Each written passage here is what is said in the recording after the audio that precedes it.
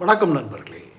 தவிகவில் தமிழக வெற்றிக் கழகத்தில் பொதுச் செயலாளராக இருக்கும் புஷி ஆனந்த் தலைமறைவாக இருக்கிறார். இதற்கு ஒரு சம்மன் அனுப்பப்பட்டதற்கே அவர் தலைமறைவாகிவிட்டார். இவருடைய அரசியல் எதிர்ப்பு உணர்வு, அரசியல் எதிர்ப்பு என்றால் அரசியலை எதிர்க்க வேண்டும் என்று நினைக்கவில்லை, அரசியலில் எதிர்ப்பு உணர்வு, இம்யூன் பவர், ஒரு சவால்களை, கடும் சவால்களை, ஆபத்துகளை சமாளிக்கும் திறன் இல்லாதவர் ஒரு அரசியல் கட்சியில் இருப்பது என்பது ஆபத்தானது, அந்த கட்சிக்கு ஆபத்தானது ஒரு பக்கம். இன்னொரு பக்கம் தேசிய பாதுகாப்பு படையினுடைய பாதுகாப்பில் அல்லது விசாரணையில் அல்லது அவர்கள் ஏதோ இவரை பிடித்து வைத்திருக்கிறார்கள் என்ற பிடியில் இருப்பது ஆதவ் அர்ஜுனா. உலகத்துக்கே தெரிகிறது.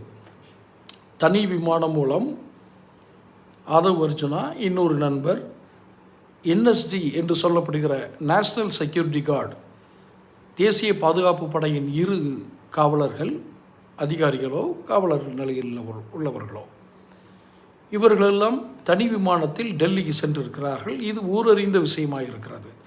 கேட்டால் வழக்கறிஞரை சந்திக்க செல்கிறோம் என்று ஒரு பேச்சு. வழக்கறிஞரை சந்திப்பதற்கு என்எஸ்ஜி பாதுகாப்போடு செல்ல வேண்டும் என்ற எந்த அவசியமும் இல்லை.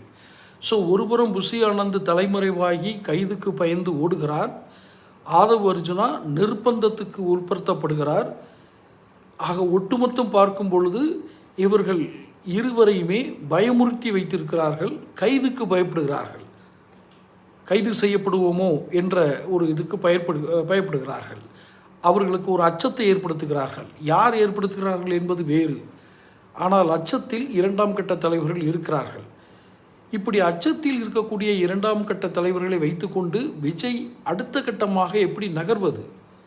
அவரிடம் தெளிவான திட்டமிடக்கூடிய ஒரு சிந்தனை ஓட்டம் இருப்பது கடினம். காரணம், இத்தனை நெருக்கடியில் இருக்கும் விஜய் எப்படி ஒரு துரிதமாக, சுதந்திரமாக, முழு அரசியல் நோக்கோடு, திட்டங்களோடு, தெளிவான புரிதல்களோடு, இலக்குகளோடு எப்படி அவர் பிரயாணம் செய்ய முடியும்? ஆக இந்த 2ஆம் கட்ட தலைவர்களை உங்களுக்கு ஆபத்தாக மாறுவார்கள் என்பதை ஏற்கனவே பல பதிவுகள் நான் இட்டிருக்கிறேன். உங்களுக்கு ஆபத்தாக மாற இருப்பதே ஆதவ் அர்ஜுனா தான் என்று எந்த வகையில் என்பதையும் நான் கூறியிருக்கிறேன். இப்பொழுது 2ஆம் கட்ட தலைவர்கள் சட்டத்தின் பிடியில் சிக்கியிருக்கிறார்கள். விஜய் என்ன செய்ய வேண்டும்? சிலிர்த்து எழ வேண்டும், ருத்ர தாண்டவம் ஆட வேண்டும். ருத்ர தாண்டவம்னா நீங்கள் தப்பாக புரிஞ்சுக்காதீங்க.